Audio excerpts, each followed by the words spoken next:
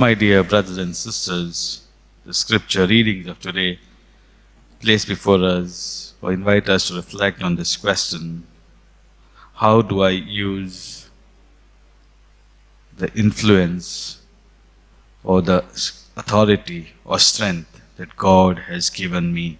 In the first reading, Prophet Micah reminds us, says, "Woe to those who devise wickedness."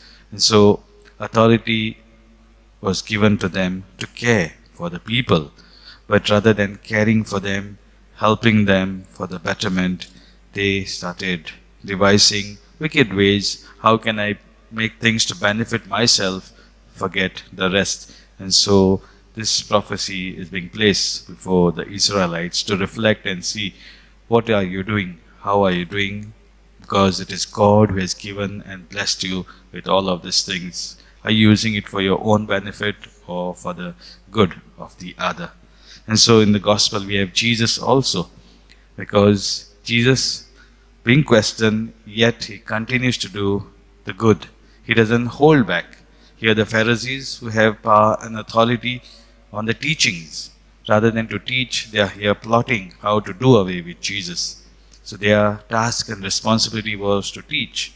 And in that they were trying to do away with Jesus, because many began to listen and follow Jesus.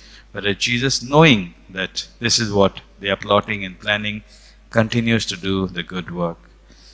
When we apply this to our own lives, we realize that many a times we do face opposition because we live our Christian value. And so what do?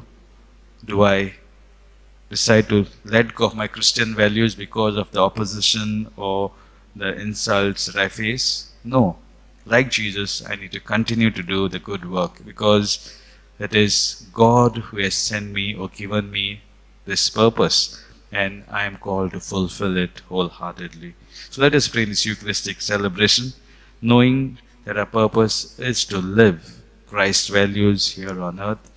We may receive that grace so that, especially in times of opposition, in times of persecution, we may remain steadfast to Him, knowing that the Lord journeys with us in these difficult moments of us.